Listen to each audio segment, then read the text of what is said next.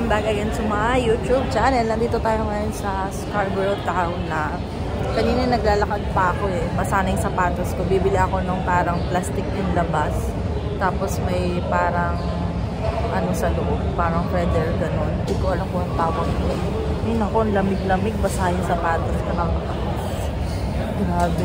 Lamig po guys. Hintay ko na yung bus ko. Mga 5 minutes na lang dadating na siya. Ayan o, ang ulan-ulan sa labas. Tapos yung nilakad ko kanina malayo. Kaya nabasa sapatos ko. Dito na yung bus ko. Buti na lang. Kasi sobrang lamig talaga. Yeah, dito tayo sa paboritong pwesto. Lagi din pa. Basang-basa pala itong bag ko. Nakakainis. Grabe basa eh. Nalimutan ko naman dalhin yung lotion ko. Sobrang dry na nung balat ko. Ayan. Di ba kita? Basta sobrang dry siya. Basta mumula na yung pisngi ko sa lamig. Naalala ko pati yung ano, yung dati nag-ano kami ni Marvin, nag-a-apply ng trabaho. Nag-i-snow noon. Ano yun, parang kakatapos ng mag-i-snow. Kinabukasan ay umuulan. Diyos ko dahil. Ang dilim guys, so sinisipon na talaga ako. Pababa na tayo guys. Ang lamig. Nasira na yung kilay ko. Hintayin lang natin na maubos yung mga dumadaan na sasakyan bago tayo tumawid. Uy! Kumukulog! Hello! Ang bilis na nila. Takbo! Takbo! Wala kasing pedestrian dito. Oh my god. Hello! Wala, may nakakulog doon. Ang lakas. Tignan nyo naman yung pimples ko sa may baba ko. Dito na ako siguro sa harap dadaan. Kasi pag iikot pa ako, mababasa ako. Ay, huwag na kaya. Nakakaya kung dito ako sa harap dadaan dahil basa yung payong ko. Dito na lang talaga ako sa likod. Ang lamig! Ang lamig. Skadag. Si Marvin hindi nagdadala ng payong, babatukan to talaga. Sabi ko, be, may dala kang payong kasi umuulan. Pero pagkakaalam ko umalis siya, umuulan. Hindi ko alam kung ano, hindi talaga siya nagdala. Nasa isang bag daw niya eh. Kasi kanina naririnig ko bago siya umalis. Tinanong ko siya kung umuulan kasi parang iba yung tunog sa labas. Parang may mga pumapatak-patak. Tapos yung hangin parang umiikot. Sabi ko, parang ano na. Sabi ko, lamig ba yun? Lamig. Tumatawa sa akin pagkagising ko. Kasi nagmamaktol ako. Sabi ko, ang lamig. Ang lamig. Gamit ko na yung makapal na kumot ha. Oop. May mga part kasi matataas yung tubig. Ayan. Sabi guys, nilalamig ako. Tapos kinausap ko yung katrabaho ko. Inask ko kung pwede akong magsuot ng jacket habang nagtatrabaho. Sabi niya ako, nilalamig daw ba ako? Sabi ko, yes. Sabi ko gano'n. Hindi kasi ako sanay talaga. Tignan niyo naman yung balat ko, oh. Tignan mo, nagtataasan na yung ano niya, balahibo. Sobrang lamig po.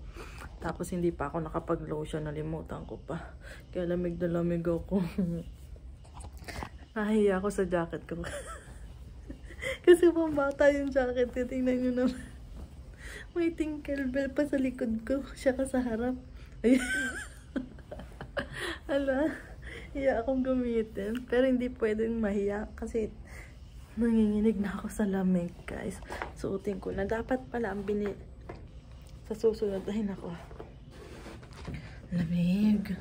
Grabe. Kahapon lamig din na lamig ako. Pero medyo wala na naman. Kaso ngayon iba yung lamig dahil umuulan. Kahapon hindi naman umuulan eh. Basa pa ako sapatos ko. Pero hindi naman nabasa hanggang sa medyas ko. Yung labas lang ng sapatos. Pero ang lamig kasi. Nag-lip balm ako para hindi sobrang dry yung labi ko. Namumula pa rin ako.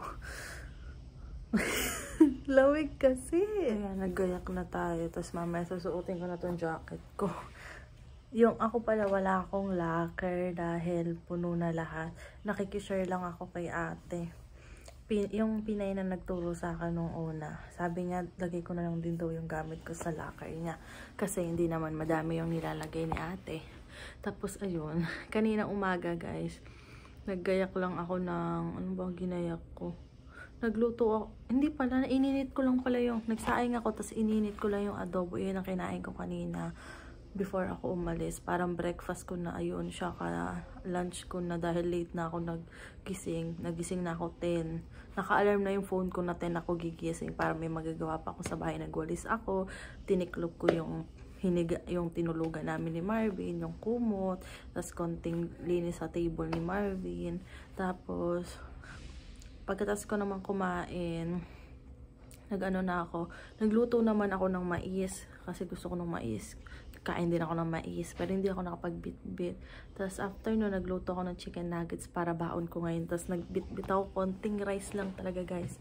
Konti lang. Para hindi na tayo nagano. Kasi pag uuwi kasi ako, as in gutom na gutom talaga ako. Kaya kagabi pag uuwi, nagluto lang ako ng noodles kasi walang kanin. Naubos yung kanin ni Barbie. Hindi niya rin na-expect na kakain. Break time na guys. Naka-jacket pala ako. So ito pala yung set na to binili namin dun sa Chinese store. May chopstick na din. Ayan yung aking ano. Nalimutan kong maglagay ng ketchup. Kain guys. Guys, tapos na ang work natin. Ano ba yun? Ambon? Buti hindi malakas. Ambon lang. Punta tayo sa silong. Tapat lang naman yung aking trabaho. Pagkalabas ko sa pinto, ayun na, bus stop na. Padating na rin yung bus. Meron pa pala tayong helmet, di ko pa natatanggal. Si Marvin hindi na nagre-reply guys, tulog na ata. Hindi na ba yung bus? Sakit tong mata ko. Ay, nako guys, 15 boxes yung gagawin ko ngayong araw. Ang nagawa ko ay 14. Nag-improve naman guys kahit pa paano. Kasi sabi sa akin nung last week, nung supervisor, nakatuwa daw ako kasi naka 13 ako first time kong mag 15 boxes. Sa mga first timer daw hindi daw nakakaabot ng 13. Tapos wala siya ngayon. Kung nandito si supervisor, matutuwa na naman yun sa akin. Kasi naka 14 ako.